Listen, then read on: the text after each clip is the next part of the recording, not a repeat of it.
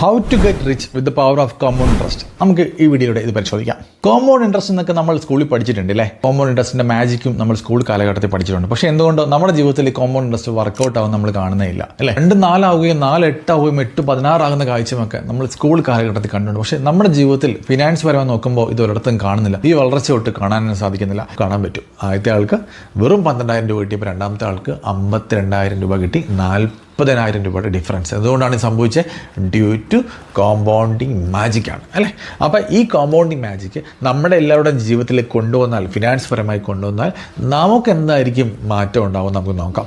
ഇന്ന് എങ്ങനെയാണ് ആളുകൾ ഈ കോമ്പൗണ്ടിങ് യൂസ് ചെയ്യാതെ പോകുന്നതെന്നും കോമ്പൗണ്ടിങ് ബുദ്ധിപരമായി യൂസ് ചെയ്താൽ അത് ഏതൊക്കെ രീതിയിൽ നമ്മുടെ ജീവിതത്തിൽ മാറ്റം ഉണ്ടാവുമെന്ന് നമുക്ക് കുറച്ചുകൂടി ക്ലാരിറ്റിയോടുകൂടി ഈ വീഡിയോയിലൂടെ പരിശോധിക്കാം. അപ്പോൾ നമ്മൾ സ്ഥിരം ചെയ്യുന്ന പോലെ തന്നെ നമുക്കൊരു 3 എക്സാമ്പിൾ എടുക്കാം.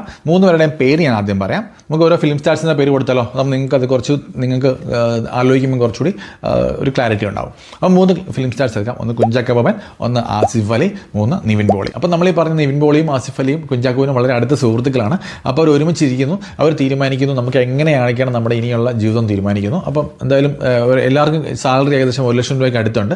അപ്പം എല്ലാവരോടും തീരുമാനിച്ചു ഒരു 20,000 രൂപ വെച്ച് നമുക്ക് സേവ് ചെയ്യണം, എന്നിട്ട് ബാക്കി നമുക്ക് ചിലവാക്കിയാൽ മതി എന്ന ബുദ്ധിപരമായ തീരുമാനം അവർ സ്റ്റാർട്ടിങ്ങിൽ തന്നെ എടുക്കുന്നു.